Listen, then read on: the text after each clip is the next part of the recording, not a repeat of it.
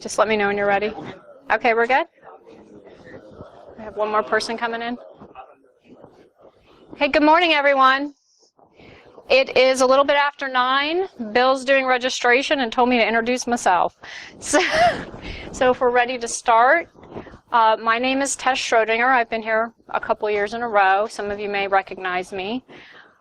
Today I wanted to talk to you about something that's not very technical, but it could possibly be one of the most important things that you learn about or learn how to do. I wanted to start out, how many here are just students right now? And how many actually have their own program or kind of in charge of running stuff at like a company or their place of work? A couple. Okay, good. So I'm going to try and make this like relevant to both. For those of you who don't already have their big job or their program they're running, keep this in mind when you get there. And for those who already do, hopefully you can take some of this away and either revive a program that's not working or start a new one in its place. A little bit about myself. I have a bachelor's degree in sociology. My master's is in security management, and I do have a grad cert in cybersecurity. I used to say how many years I had in law enforcement and security, and then I realized you could figure out how old I was, and I stopped telling you how many years. So I have a lot. I've created, implemented, maintained, revived, and rolled out security awareness programs in a lot of different places.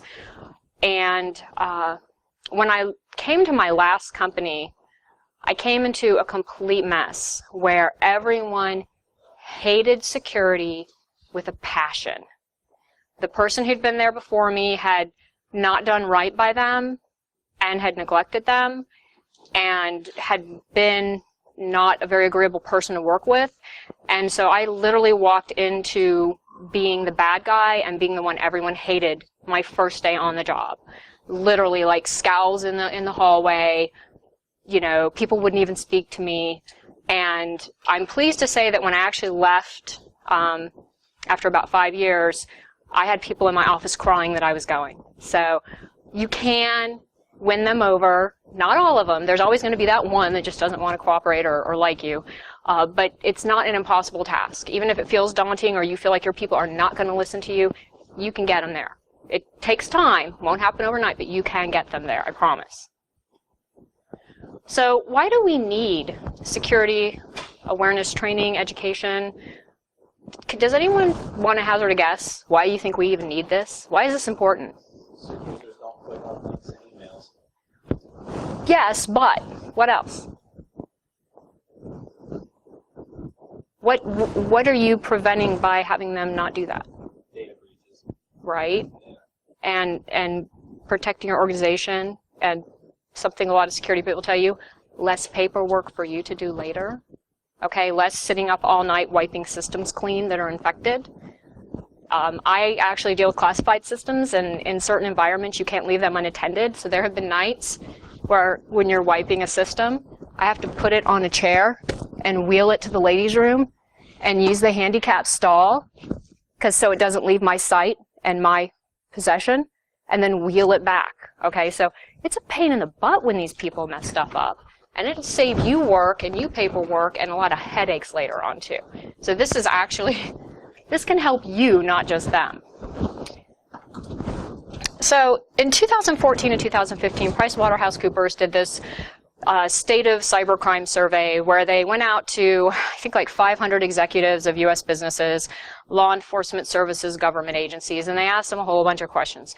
Some of the interesting pieces from these surveys are 42% of respondents said security education and awareness for the new employees played a huge role in deterring potential attacks. However, only 50% of the respondents even had a security awareness program. And then, now I don't know how they got this number. It's an interesting number if it's accurate. This is a pretty good number. The average financial loss with those who had security training programs was around 162K, and those without, it was up over 600K. I'm not quite sure, statistics are kind of fun to play with, so I'm not quite sure how they arrived at those, but if it's accurate, it does show that it makes a difference to your financial bottom line here too by having these programs. Remember this because this can be a selling point to your executives or your supervisors or to your board when you're trying to get funding for a security awareness program or just buy-in and support from the brass for this. So this is the kind of stuff you want to remember or be aware it's out there. There's studies that'll prove any point you want. You just got to go find them and be able to articulate them to your management to sometimes get these projects off the ground if they're not already in place. Another reason we need to have these programs a lot of times is because it's the law, okay? Maybe not for everybody, but if you work in any sort of government agency or with a contractor that works with government, there are a lot of laws that really require you to have an actual security awareness program that's documented. And I know in my environment, I get audited once every 12 months to 24 months, depending on the threat cycle. And they will come in and actually speak to my people. Not me. Like, I can put a binder together telling you I have all sorts of stuff. They want to talk to my people and say, is it working? If they go up and say, hey, do you know Tess? And they're like, who? I'm not doing a good job. But when they do go up to my people and say, hey, do you know Tess? I'm like, oh my God, yeah, she had this awesome briefing last month on active shooters, and she taught me this, and I know not to click on that. Then that makes you look good, and you get the good points on the audit there. I don't read slides out. I abhor people who do that. So this is just showing you FSMA, NIST, the OMB circular. These are things that actually require you to have a security awareness program. Is a legal thing. You can actually incur fines, or people can go to jail if they don't have this stuff done. This is great to use when you're talking to legal counsel, because in one of my old jobs, my boss was the actual legal counsel. So I just had to frame everything in, this will keep you out of handcuffs, boss. And he'd be like, all right. He'd actually introduce me to people as, this is the girl that keeps me out of handcuffs. He's like, he said, whatever, just don't let me be on the front page of the Washington Post in handcuffs. That's all I'm asking you to do. And I'm like, I gotcha, right? So just knowing how people want things framed, what value they're going to get out of it, may not be what value you get out of it. You just may not want to write the stupid reports, but he doesn't want to go to jail. So you can make that work for you. And I also see that, are there any parents in here? What about law enforcement? Okay, well, so how many of you parents teach your kids, or how many of your parents taught you, don't run out in the street without looking? Right? Don't talk to strangers. Don't take candy from the creepy dude in the white van. Don't go help the man find his puppy. Why would you not extend this courtesy? Because you have all this knowledge. You know how to keep your people safe. You know how to protect them. Why would you not extend that same courtesy to your people at work? Okay? And it may sound silly, but I actually kind of think of myself as like security mom. It's my job to keep these people safe. And if they don't know something, I find that if I educate them, they appreciate that. They don't always like it, but they appreciate having that knowledge so they can better protect themselves. Are you an advocate or an enemy? This is an important question to ask yourself or to think about before you go into somewhere and start a program. Okay? There's a lot of different kind of people I see out there in security or who have authority over others from a security perspective. Like I said, the job that I had prior to the one I have now, that person really didn't do right by them and created a very bad atmosphere, a very anti-security atmosphere. And it was because of their attitude. It was because of how they treated people. So you don't want to be a policeman, Paul, okay? You don't want to run around trying to catch everybody doing bad stuff, looking for people to point at and say, ooh, you messed up, you screwed up, you're stupid. Unfortunately, I see some people who are very, very intelligent when it comes to technology and cybersecurity or just, security in general. There's this kind of attitude after a while where they get sick of people who don't get it. And it starts to come off them in waves. They don't want to bother anymore. They're just like, oh, these users are so stupid. They just click on stupid shit. I can't believe how stupid they are. What have you done to fix that, other than maybe telling them once or twice? telling them, don't click on that. Yeah, how many of us listen when someone just says something like that? Well, you got all this other stuff. These people have jobs too. They have responsibilities. They have deadlines. They have bosses hanging over them. You need to reach out to them, not act like a jerky, not going to work with you, just do what I say, don't question me. Don't have that attitude. That's not going to make that connection and make your people respect you and want to help you help them. And then you have your social Sally. This is a person, worked with one of these before, they care more about whether or not you like them and accept them than actually coming across as being an authority and, kind of setting some rules and some consequences and enforcing them. Now, just as you don't want to be a policeman, you don't want to be a doormat either. You don't want to be so worried about what everyone thinks about you, like, oh, if I say that, will they hate me? Will they not like me anymore? It's not your job to be liked, It's your job to get them safe, have them understand, and have them respect you. And you can respect somebody without liking them, trust me. I know this. This person, they don't want to make unpopular decisions, or they'll blame everything on headquarters and say, oh gosh, I'm sorry, I didn't make the rule, They may come across as being really nice, but I think most people find that wishy-washy. And I think most people don't respect someone in a security authority position who doesn't actually act like they have some sort of authority. Having authority doesn't mean being a jerk about it. You can be, as my dad would say, I'm a benevolent dictator. You can be a benevolent dictator, but you do have to kind of have a backbone. Could care less Chris. I think we all know one of these guys, right? He's a guy that sits in his office, never comes out, except maybe he'll stick his head out and go, don't click on that, and then, put his head back in. Sometimes I see this from the older generation, but it's not only the older generation. I actually know some devs that are fairly young that are so stuck in one mindset that there's no other solutions available, and it can be kind of old. And if you come to them with a new technology or a new security trend or a new threat, too much. Just put their hands up and go, no. I actually have one guy that just literally, no. He'll get up and walk away from you when you try to explain something to him, because and you don't want to be that security person that just sits in their office and just sticks to, like, this is what I learned in school, this is what we do. Don't do that, because then you don't keep yourself open to new stuff. You're not able to warn your staff of new threats. My staff was learning about stuff years ago that's just coming out in the news now. They were learning about things 5 years ago that, are just coming out on CNN right now. It's because I knew about that. I went to the conferences like DEF CON. I came back and I shared that every time. Every time I came back from DEF CON, I would do an hour brief. This is what I learned. This is what bad guys are doing. Check it out. Judge Judy. This is that one that always goes around inconsistently and arbitrarily enforcing things. So she may think that project manager is really cute, so he doesn't have to follow the rules all the time. It's okay. If you forgot your badge, don't worry about it. But then she may not like that one. He's a jerk face. So, she'll look for things to attack him about, or look for things to pick on him about. She may make up policy. And this can be a him or her. It could be a Judge Jim. It doesn't have to be a Judge Judy. But these are people that are just very inconsistent with how they do things. You need to be consistent with your people. The same rules for everybody, even if they're your friend. And people who are professional will understand there's friendship and there's business. And, sometimes I'll even say, I'm sorry, I have to put my business hat on now. I'm the boss now. This is what we need to do. And then you can take it off later when you all have a beer. And what we all want to be is security advocate Sam, right?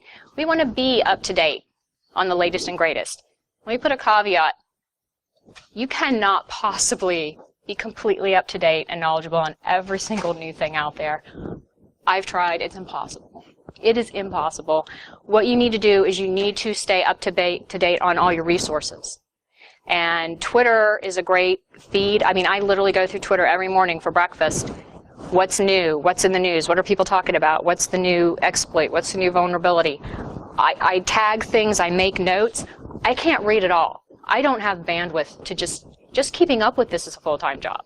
But just know in your head so that 4 hours later when you're sitting in a meeting and your dev says, I want to do this, and you're like, whoa, wait, I think there was something about that. I saw it this morning, let me grab it. So you don't have to know everything, but be knowledgeable about what's out there and try to stay current on your trends, okay? Show concern for your staff, okay? I guarantee you, if you care about your staff, they will, sometimes begrudgingly at first, they'll start to care about you too.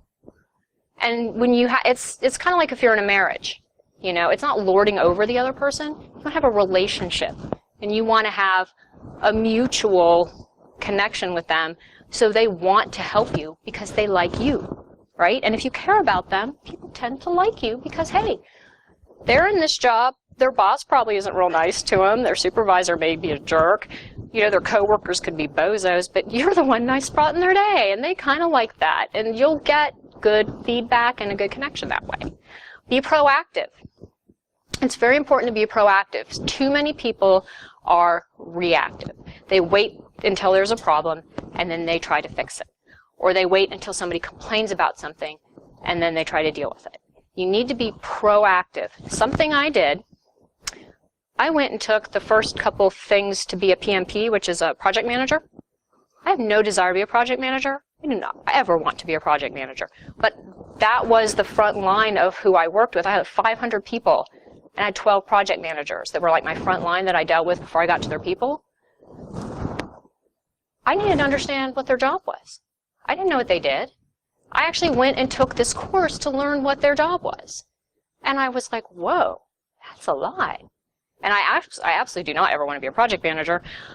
But once I learned what they had to deal with on a day-to-day basis and what they had to go through and all the stuff that was in their heads that they worried about, and I realized, like, security is there on the list, right? How can I move it up? How can I tie it in and make it relevant to some of the stuff that's higher on their list and show them that by listening to me, it's actually a benefit to them here, here, and here?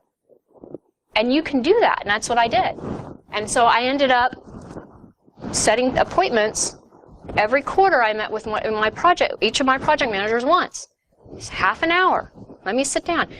Let me tell you what I did for you. You've got these 3 guys. I want to make sure you did this. These 3, you know, and I would sit down and they're like, oh, this is awesome. I need this because of this. Now I don't have to go. So you can find ways to be proactive and to be of value. And then again, that makes that connection. They're more likely to listen to you. Some of you will be stunned when you hear this. So I worked for this global corporation, right? Global, huge, thousands of people. The CIO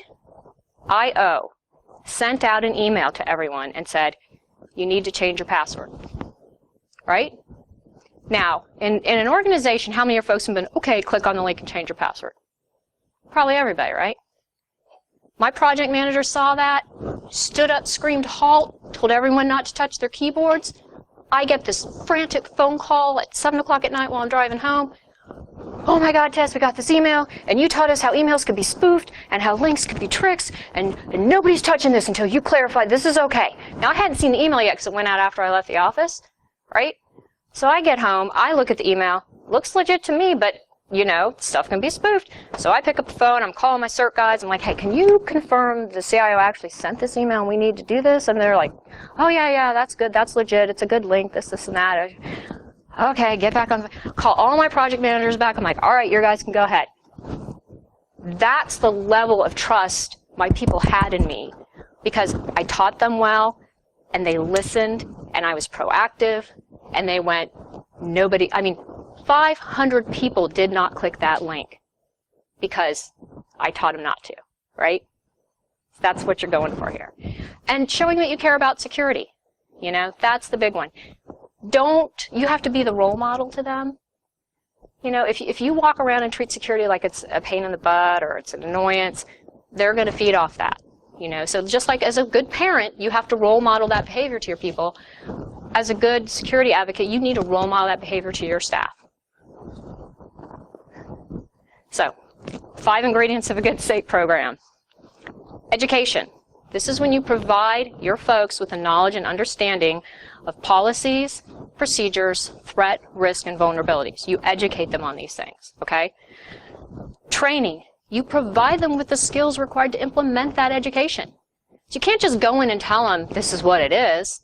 Good luck. You've got to then teach them how to mitigate those things or avoid them, or to help you, know that they're there so you can do something about it. Motivation.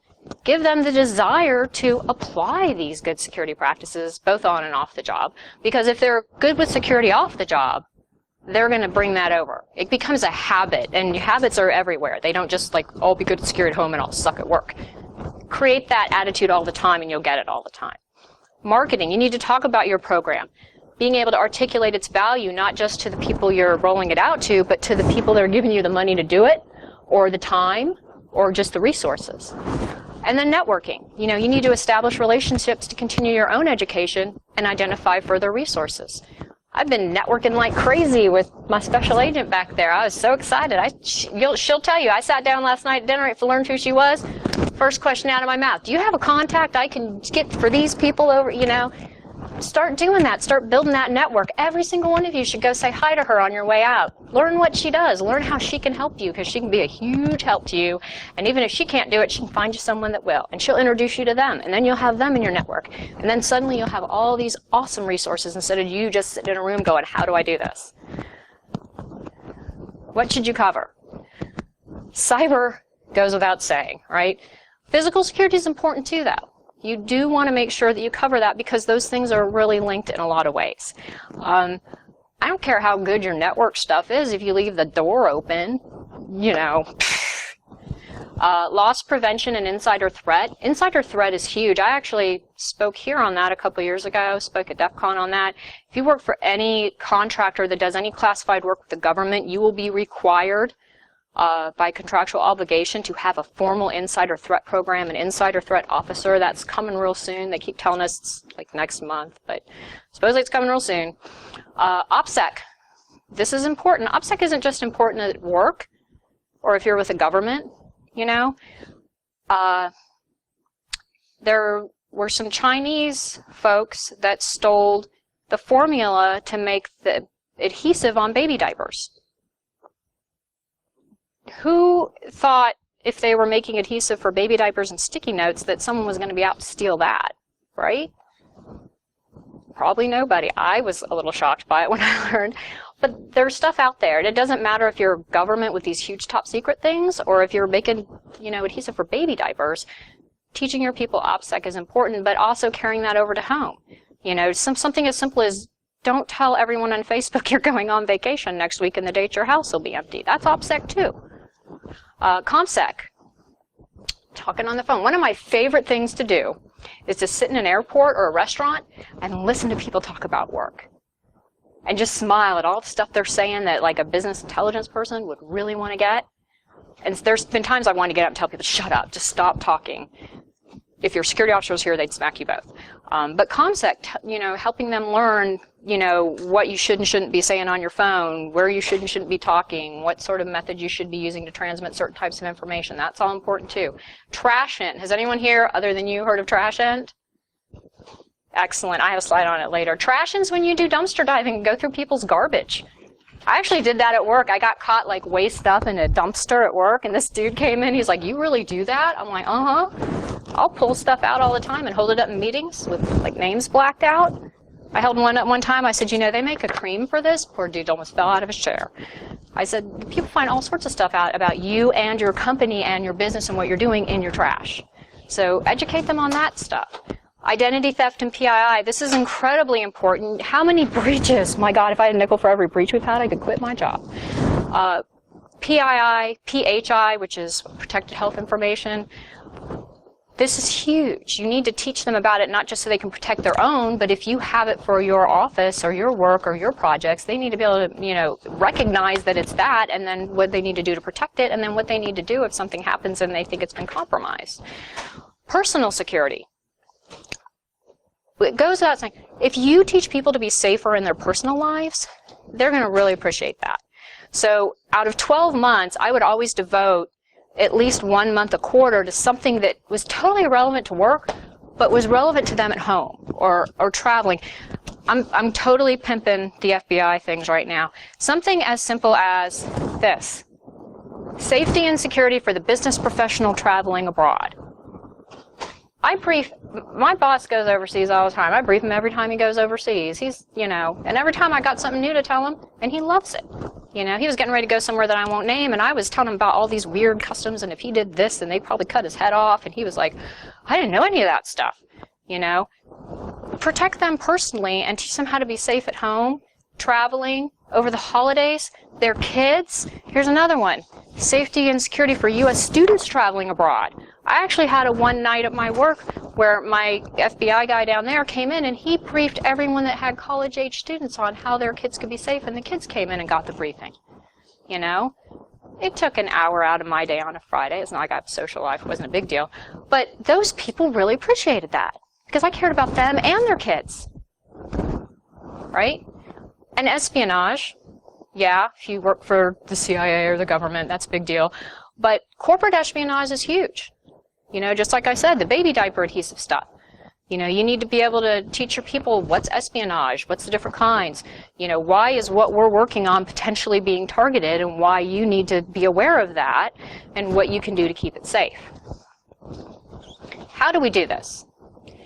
You can do any number of things. And you may have to play around with some of it. You may try something and go, this did not work. Ditch it, try the next one. You may find something that works fantastic and you're like, this is it, this is my program. Great. If it works, go with it. I always talk to supervisors and project managers. I always get the buy-in from the people's bosses. Because when they think it's important, even if the people don't think it's important yet, they'll be forced to go. And then you can win them over, because that's how I did it. I actually had one of my agents came in towards when I was getting ready to leave, and it was when I made the announcement I was leaving, and he was like, I'm stunned that he came every month. He's like, I'm stunned. Every time I show up here, you have this room packed, and you have like not just lower level, you've got like project managers and supervisors in here. And the one guy stood up and he goes, because we learn something every time we come in here and it's valuable and we can take it back and use it on our job. It's important. So you get their buy-in, make sure you keep them up to date, and they'll start getting the people to kind of come along with you. Plus, they'll support them when you need to take an hour out of their day to do something or to tell them something. They'll support you taking them from them for that. Weekly security minders or articles. Posters, I brought some examples. You can get great posters. You can make your own, or you can actually send away every poster I got for free, so you don't have to spend money for them. Beautiful posters. You just have to go to the right places and know the right people. I can tell you those later. And they're back to back, so you just go around every 6 months and flip everything over, and you got brand new posters, right? And then you just move them all around to different places, and it looks like you have brand new posters. So you can get out of 12 posters like 2 years at a facility just by moving things around and flipping them back and forth. Videos and popcorn. Right here,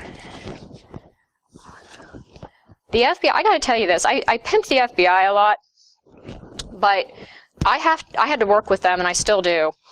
They are probably one of your best resources, okay? Now, everyone knows, like, if you go to a school, if the school makes some bonehead decision or does something you don't like, that doesn't mean it's you. It's just the organization, right? So whatever you think about them as an organization, from politics and the news, I will tell you right now, the FBI agents I work with and know are some of the most amazing, best people, and they are there for you. They will help you brief your folks on anything. And sometimes you can sit and tell your people something until you're blue in the face and like, that's cute. Thanks, Tess. But you bring the dude in with the badge and the gun, and suddenly everyone's like, oh, wow. FBI said it. It's important, right? I don't care if they listen to me or him. I just want him to get the message. So if I got to trot the little guy out with the great haircut and the badge and the gun, and I even told him that. I'm like, I just bring you in because you got the look, right? Because my FBI guys are really hot, so I make sure, I want the hot ones because my people listen to them because they like movie stars. But it's marketing. They're not going to listen to me, and I bring that dude in and he tells them the same thing, and suddenly they're like, oh, that's the new, word on high, whatever, you got the message, I'm good. But they actually have these things, they're movies. Has anyone ever seen any of these FBI movies? They are good. I mean, I thought it was going to be kind of like this crappy dude that, that the college kid shot, people running around dropping their cameras like cops. These are like Hollywood level productions. They're very, very well done. I've seen Betrayed, which isn't on here, Game of Pawns, and Company Man's the recent one. It's really great. It's about corporate espionage. And it like walks you through like kind of a scenario or a case study. And then, you know, the agent will he'll kind of give an introduction, and then he'll show the movie. And I always have popcorn, cheap. Buy it, stick it in the microwave, pour it in a bowl. Peeps got popcorn for lunch and a great movie. And then the guy comes in and talks, shows the cool movie. They're pretty short. You can show them during a lunch period, about a half an hour. And then afterwards, he'll talk to them a little bit again, ask questions, answer questions. And it's great. And it sticks with them. And actually, as a matter of fact, Game of Pawns, that's the one I had the folks bring their kids in for. And they all watched the Game of Pawns movie, and then the agent talked to them. So again, movies and popcorn, it's great. Or even videos like, who was here last year and saw Jason Street talk about Breaking in Bad? That was awesome. I actually sat my entire team down for lunch one day, and I put that on the big TV in the office, and I made them watch Jason while they ate lunch. Right? So there's tons of videos out there from all of us who speak. Go to Iron Geek's site. If you don't know where it is, he can tell you. He's got videos on everything. You go through, look for something relevant or something your people might be interested in. Sit them down, give them some popcorn or bake cupcakes. I bake cupcakes all the time. It's great and they love it. And it's short and it's sweet. And do it during lunch hour so it doesn't take away from time. Monthly or quarterly newsletters. I actually do a monthly newsletter to my folks. It kind of looks like the Sands newsletter, and I do like a short thing and then a little bit more and then a link if they want to read more on it. So they get one of those every month in addition to like individual emails if something interesting or relevant pops up that I want them to have before the end of the month. An internal website. I use SharePoint. I had an entire SharePoint site before which had tons of references, resources. It had every briefing I'd ever given.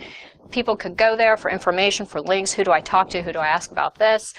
You know, what did she tell me I needed to do if this happened? It's all out there. You can use an internal website, put the signature in your email. People can always look for it if they can't get a hold of you. The information's right there. Handouts and giveaways. These don't have to be expensive. I'll tell you right now, Oriental Trading Company has so much crap that you can get that's so cheap. I bought the little American flag pins one time, 144 for like $6. Little metal pins made in China. And it was the first year after 9/11, right? The first anniversary of 9/11, and everyone was still kind of real about it. And because I'm from DC, so it was a big deal to us. And we had a lot of folks going to the Pentagon and everything. And so I had sat down over the course of a couple of months. This was important to me. I spent my time to do this. I made little like bookmarks shaped things. And I went out and got the list of all the people that had died. And I did an individual bookmark for each person. So like none of them matched. They were all different, and they had the name of the person, a little bit about them, where they were they at, you know, the Trade Center, were they at the Pentagon, were they on the plane over Pennsylvania. And then I stuck the little pin up in the corner, and I passed them out. And it was a huge hit, right? It cost me a little bit of time and $6 from Oriental Trading Company. And I had people like, I want to take these to my clients. I'm going to the Pentagon today. Can I have like 10 of them, you know? And I ran out, unfortunately, but it was a huge hit. And it meant a lot to them. And it made security look good, right? Because you're always pimping yourself. Get people involved. I actually went out and bought a spy camera one year. And I hid it on the facility. And then I said, whoever finds a spy camera first and brings it to me wins prize. And suddenly everyone is looking for this spy camera, but then they're out on the internet. What does a spy camera look like? Well, where can they be hidden? How do I know and suddenly all my folks became like experts in what a spy camera looked like and how to look for one and how to find one. You know? It was a game, but they were learning without realizing it. And they were looking for stuff, and I was kind of hoping, like, what if they find, like, a couple others I didn't put there, right? That would have been a good thing. They didn't, which is good. But and then the prize was I just gave them the camera for fun. I told them they couldn't bring it back on site. Management by walking around. Just like the could care less Chris, you cannot sit in your office on your butt and not talk to your people. I was a law enforcement officer a long time ago, so we did patrol. And some of you are like, well, why do they drive around? What you're doing is you're walking around and you're looking at your benchmark. This is what everything is. So that one day when something's off, you know, maybe a window's broken over here or someone you don't recognize is doing something where they should, you know, things that are out of place will really stand out to you if you're very familiar with your site and your people. So I made it a point, every morning I get in, I check my email, do a couple things, and then I get up, shut my office door, and I walked my sites.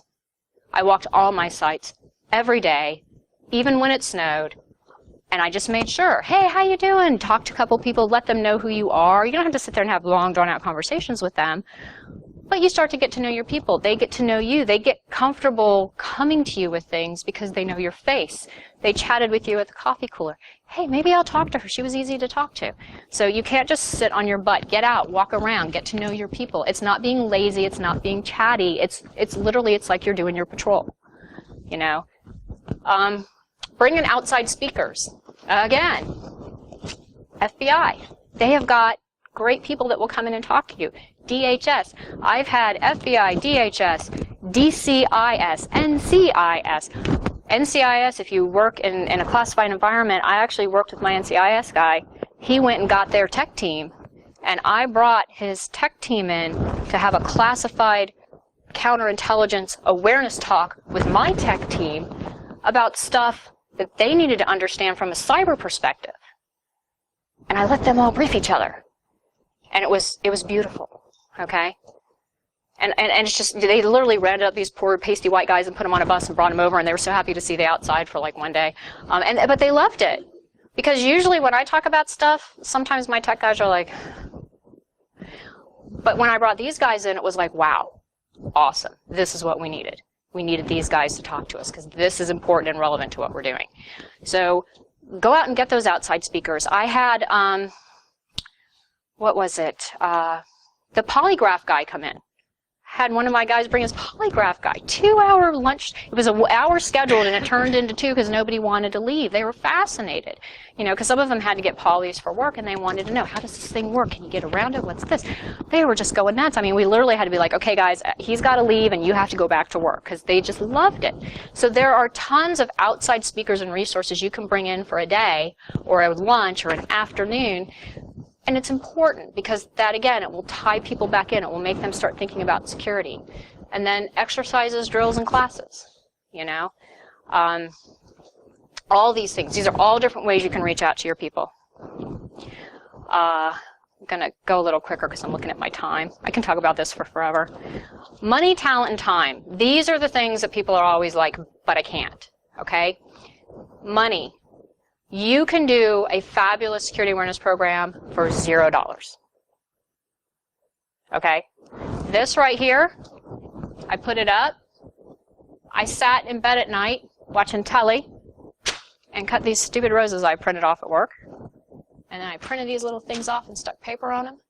I made that whole thing. It cost me my time. Right? So you can do stuff for $0. Okay? Or you can do stuff pretty cheap.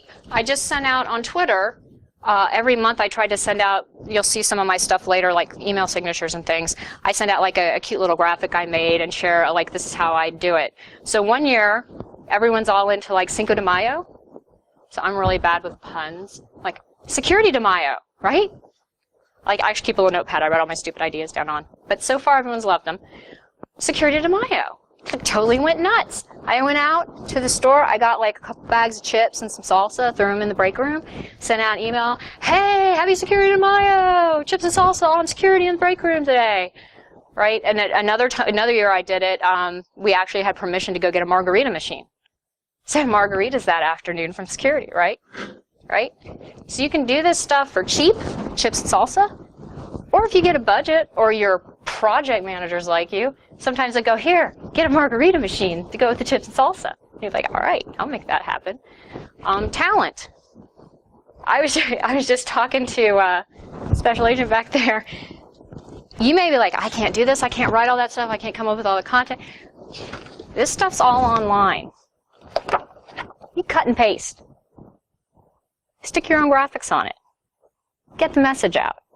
You don't have to sit and write all this stuff. I don't have time to write all this stuff. Look, cut and paste it. I keep a stack of this stuff. I have like a folder this thick. And I'll be like, every December I'll sit down and go, what'll be my topic each month? And I'll just flip through these and go, oh, I haven't done social networking in a while. Let me do that in March. Boom, I'll make a list of topics. And then I can go back and grab one of these and go, okay, let me pull that list of stuff. Let me tell them this. Okay, this is good. Cut and paste it, throw it on, make my stuff, push it out. Okay, and redo the stuff. You don't just talk about fishing once. You have site turnover, you have people turnover, people forget. I usually try to hit all my major topics once a year, and then I just start over again. Sometimes I'll do them twice a year if they're really important or something relevant comes out. And time. That's a big one. You gotta have time. I will be the first to admit I'm a workaholic. I do my 8 hours, and then my other 8 hours. I will sit up till midnight cutting out flowers. You don't have to do that, but if you care and you really want to have a good security program, sometimes you just have to put a little extra time in to make it happen. Communication in your audience. You typically have scientists, engineers, technical types, have your executive assistants. See, this is kind of like how your breakout tends to go, okay? And what you need to realize is there's different ways you need to talk to different groups of people. You should already know this at this age, but sometimes you got to talk to different people different ways. So I kind of like to kind of group people a little, and then I tailor how I talk to that group of people or that subset. So with my scientists, engineers, technical folks, they are probably already so overwhelmed with rules, regulations, checklists, audit stuff, controls. They don't want to hear cute little stories.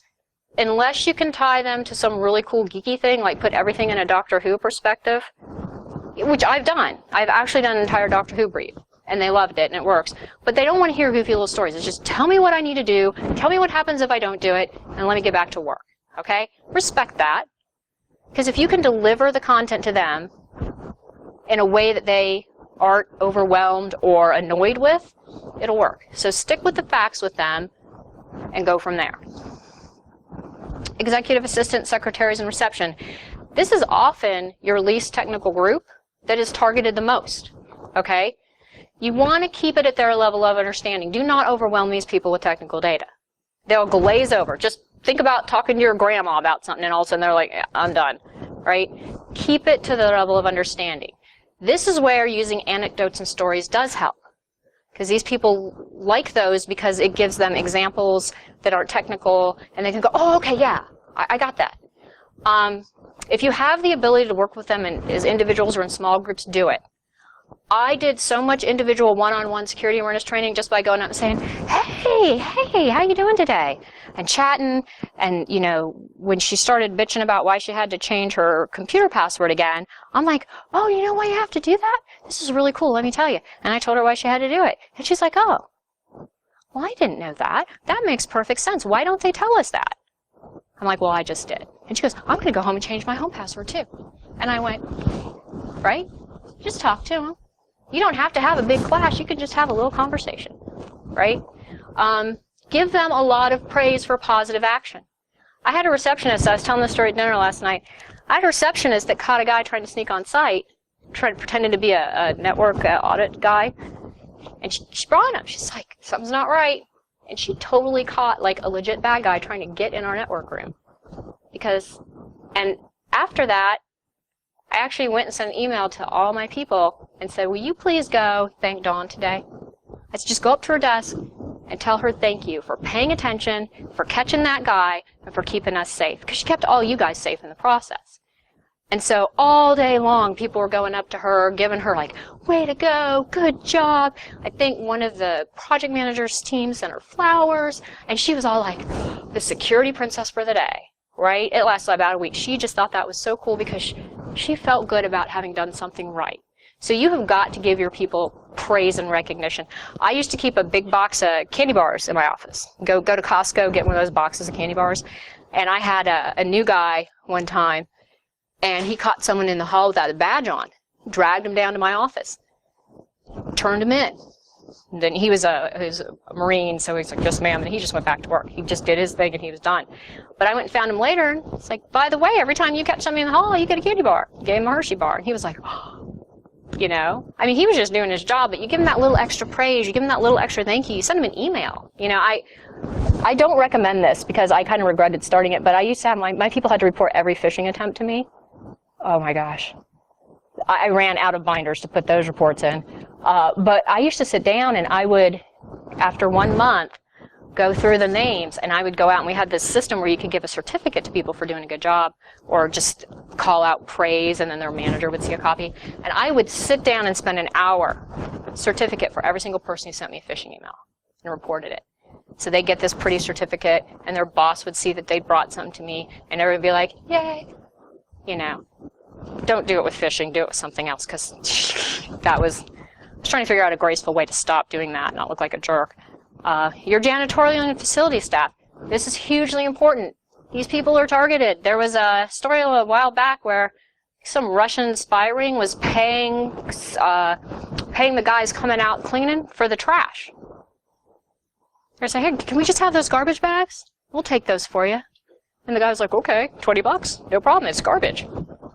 So my cleaning people, they all know who I am. I know who all my cleaning people are. I know their names. I know their kids' names. I talk to them.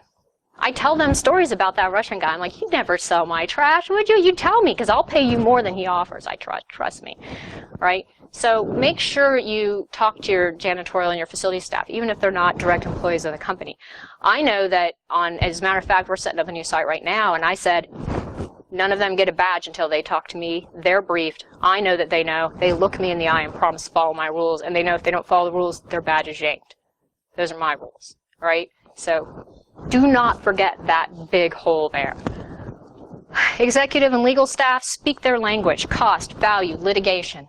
Facts and relevant examples only. They do not have time for stories. My general counsel was like, if you send me an email, it needs to be 5 words or less, or I'm not going to read it. Sir, yes, sir. Don't want to go to jail. Call me. Okay. Keep it short and on point. Tie in laws and regulations. Again, you can go outside and bring people in. I had DCIS come in and brief all my upper level folks on ITAR, which is International Traffic in Arms Regulations. Certain things you can't take out of the United States, and they consider exporting, even if I'm like standing there talking to a foreign national, like in the hallway here. If I say something to them that includes something that's protected, that's considered an export, and we could get fined for that. And I needed to make sure they understood the importance. So I actually brought outside people in to talk to my folks, because the suits will talk their suit language, and your suits will make your suits know that it's important, and suddenly they want to follow the rules when they do that. Your general staff, keep it informative, keep it interesting, keep it relevant. You know, don't talk about stuff they don't need to hear about. If it's not applicable to their job, or it's not applicable to something you're asking them to help with, try to keep it on topic. Make sure it's easy enough to implement. You do not want to overwhelm them. You give them too much to do, they're just going to wander off. They're going to give up. Keep it short, keep it sweet, make it easy for them. Make it memorable, you know. Make it memorable. I have people that come to me still and say, I can't see a donut without thinking about you. I did a whole presentation one time about, like, instead of do not, donut, do not forget, right? Whole freaking donut presentation. I ran by Dunkin' Donuts and I grabbed 2 dozen donuts, brought them in. Everyone had donuts while I talked. And I still have people like years later, every time I see a donut, I think about you. Reminders, you know, tell them the stuff, but give them reminders. Recognition, I think I talked about that. And have their back. Have your people's back. I had a new gal one time, brand new, very young, and I had briefed her, because I brief all my people personally. I don't just send them something and say, read this and sign it and send it back. I talk to them. Talk to each one and look them in the eye, so I know they know what I told them. And one of the older guys that had been there for forever had forgotten his badge that day, so he tried to piggyback behind her coming in the front door of the lobby, and she stopped him, and he got pissed. He yelled at her and went wholly on her. How dare you question me? Do you know who I am? He ripped her a new one. And she meekly went back to her office. Well, one of my other guys came and told me what happened. He said, did you hear what so-and-so did to so-and-so? And I went, so I went down immediately. I mean, I stopped everything I was doing. I went down to her office and I said, you did the right thing. He was wrong. I'm going to fix this.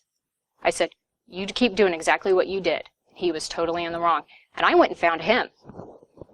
And I said, that was, forgive my French, that was bullshit. You do not do that.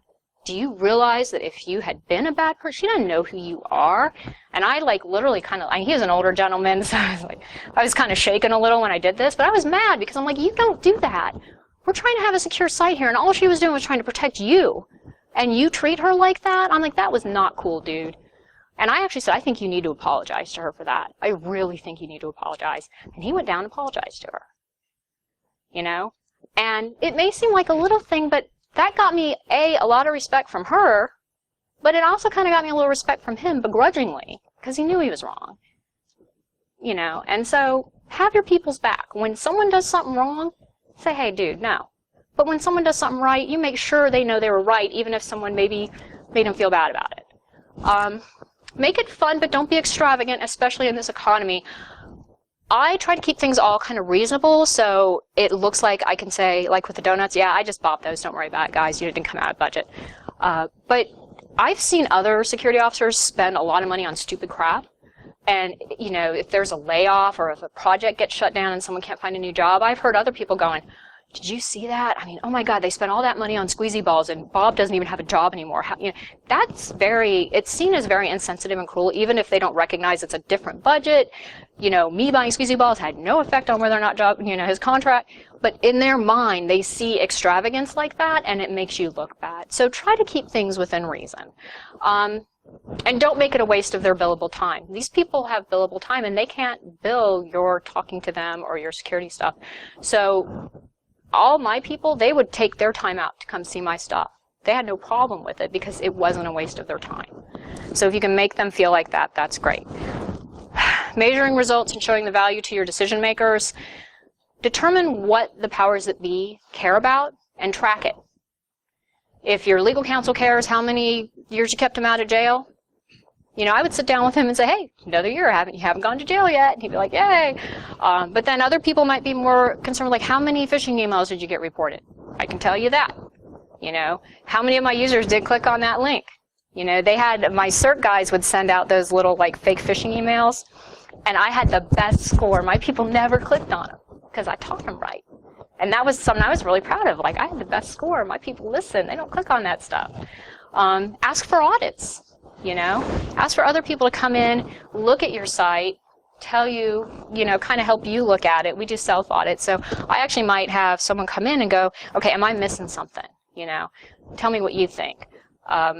People who are professionals in this thing, we'll go to each other's sites and we'll help each other look at our programs. Like, where can I be better? Where am I missing something? You know, is there a metric I could be capturing here that I'm not thinking about? Have people that enforce compliance, like your auditors and folks, have them come in and talk to your higher-ups. You know, have them come in. I've had, like, she's doing a great job.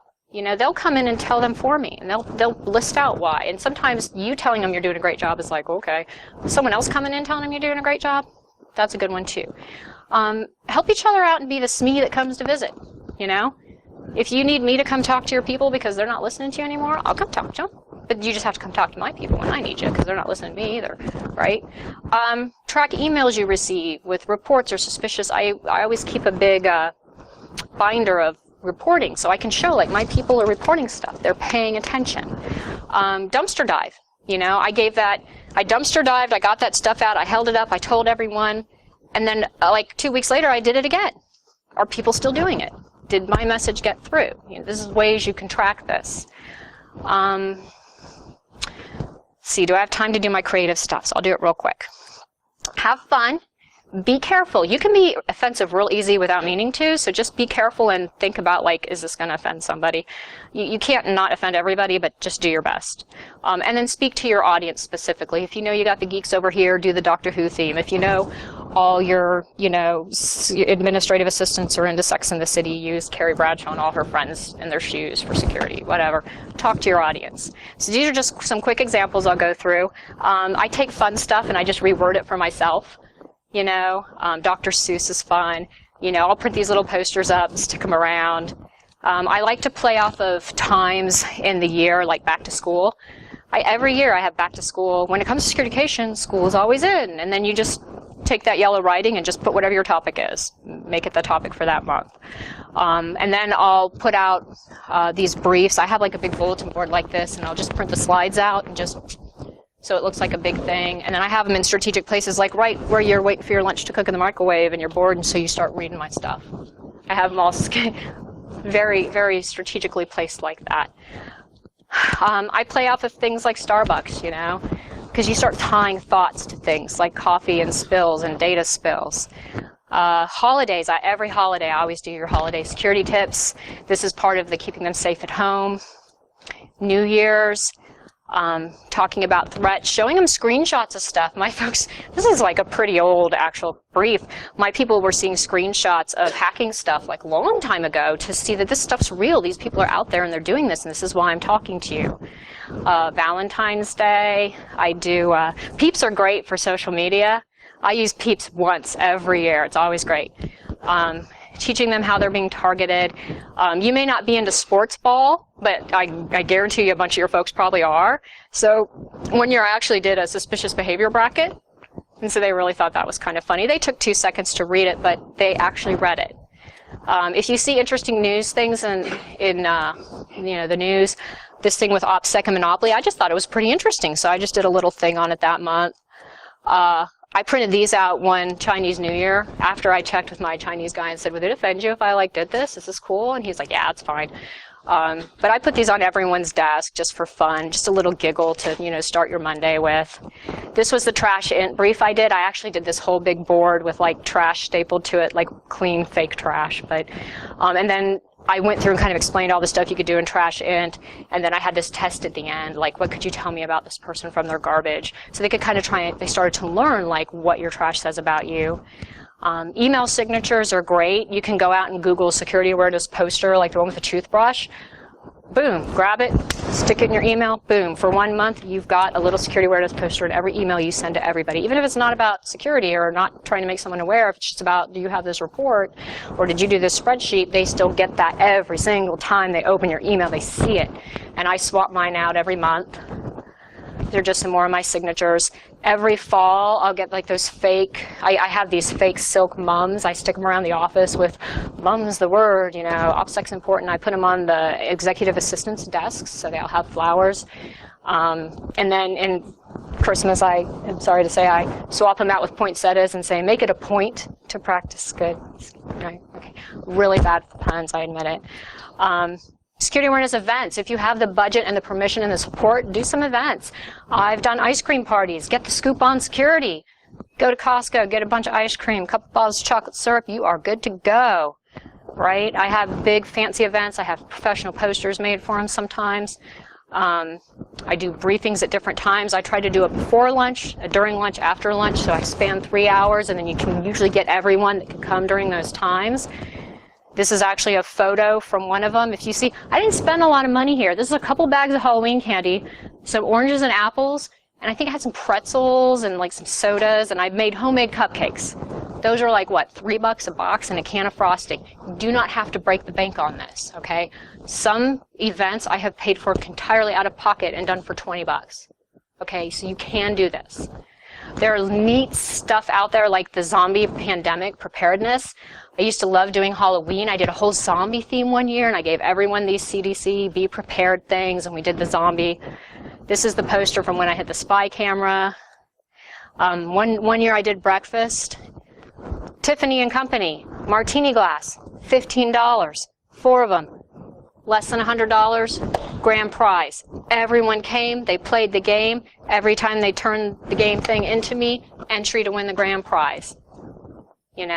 Even your security, your bosses sometimes will say, oh yeah, $50, go ahead, knock yourself out. This is a great example if you read. It says, enjoy lunch courtesy of... I actually had an entire project team offer to buy lunch for the whole facility because they thought my events are so awesome. We'll get lunch this year. It's on us. And then I had another team say, hey, we'll get all the prizes this year. So I had all this cool stuff to give away because that project team's here, I'll give you $100. Go ahead, knock yourself out. So when you start getting these people who like your programs, then they want to participate, and they'll actually start giving you money. Even if you can't get it from your own budget, they'll come in and give you stuff. Sometimes you just ask, oh yeah, here's $100. Go get everyone lunch on us. Little games, I put this up for awareness. Put it up while everyone's coming in to sit down, and then I'll take it off and start asking questions. How many people were in that picture? Were you paying attention? Let's see. So Mary Rose McCaffrey, has anyone heard her name? Director of Security for the CIA. She actually just retired January this year. Phenomenal woman. She told me one time, I had the the actual privilege and pleasure to sit with her one afternoon and learn from her. Conversation works infinitely better than 500 emails to staff. Talk to your people. Resources. This is the last slide. Jessiesaurus Rex is great on Twitter. She has super neat articles. She does security awareness stuff as well. Follow her. She'll give you good resources and materials you can work with for your folks. The Sans Ouch Security newsletter. This is great too. It writes things in a way that you can send it to your grandma and your parents and people that are not technical. And there are people in my family that get that newsletter from me every month because they're really good. Info Security Magazine, SecMash, the Shine Hour blog, Wall of Sheep is great on educating folks. You can steal ideas from them. Grex, SC Magazine, client-related bulletins, and me. Follow me. I do my monthly one. He's looking at his watch. Questions I'll handle later so the next person can start. Was that good? Thank you.